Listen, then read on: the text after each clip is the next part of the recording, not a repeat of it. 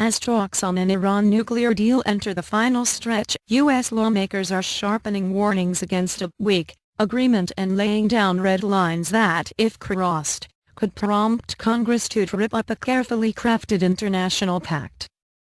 Several influential lawmakers said they do not want to see any sanctions lifted before Tehran begins complying with the deal, and want a tough verification regime in which inspectors could visit Iranian facilities anytime and anywhere. They also want Tehran to reveal past military dimensions of its nuclear program, particularly after Secretary of State John Kerry seemed to soften the U.S. stance last week by saying Iran would not be pressed on this point. "I have become more and more concerned with the direction of these negotiations and the potential red lines that may be crossed," Senator Bob Corker, the Republican chairman of the Senate Foreign Relations Committee, told a hearing on Wednesday. Corker authored a bill giving Congress the right to approve or disapprove any final deal that emerges from talks between 6 major powers and Iran. Kerry travels to Vienna on Friday for the latest round. The talks, which are expected to drag past a self-imposed June 30 deadline, could mark the end of the nearly 2-year negotiating process aimed at restricting Iran's nuclear program in return for sanctions relief. President Barack Obama signed the bill into law last month after the White House failed to persuade enough Democrats not to join Republicans in demanding a say. As the deal deadline nears, lawmakers are coming under pressure not to support an agreement that gives much ground to Tehran. AIPAC, the influential pro-Israel lobby, has been campaigning hard in Congress on its concerns that any agreement could be fundamentally flawed. J Street, a more moderate pro-Israel group, has launched its own campaign rebutting arguments made by opponents of a deal. Several other groups including United Against a Nuclear Iran, and the American Security Initiative, founded by 3 ex-senators, are spending millions of dollars on advertising campaigns urging lawmakers to take a hard line. There is tremendous skepticism about this deal, and some Democrats from heavily pro-Israel communities are going to have a tough time with this, Republican Senator John McCain said.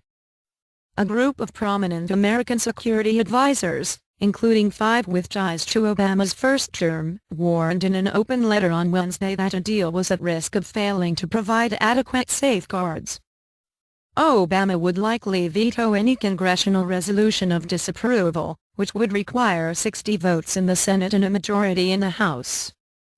To get the 2/3 majority in both houses of Congress to override a veto, opponents would need at least 13 Democrats in the Senate and at least 43 in the House, and more if they are not supported by every congressional Republican.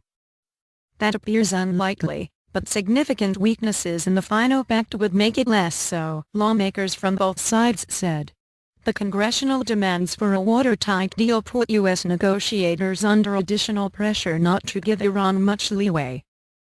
Virginia Senator Tim Kaine, a Democrat, said a deal would be a non-starter for him if, for example, Iran refused to allow inspections on military bases. The 2 biggest issues for people will be the intrusive nature of the inspections and how comprehensive they are, and the timing of sanctions relief, he said. Western officials say inspections of military sites and access to Iran scientists are critical to checking whether Iran is pursuing a clandestine nuclear weapons program. Heightened concerns on Capitol Hill were heightened on Tuesday when Iranian Supreme Leader Ayatollah Ali Khamenei ruled out inspections of military sites, rejected freezing sensitive nuclear work for a long period and said sanctions should be lifted when a deal is reached. It would be better if there were encouraging statements coming out of Tehran, said Representative Elliot Engel, the top Democrat on the House Foreign Affairs Committee. Then we would feel at least that maybe they do want to change their attitudes and maybe we should change some of our attitudes, too, but I haven't seen it. Corker's Iran Nuclear Review Act of 2015 passed the Senate by 98-1 and the House by 400-25.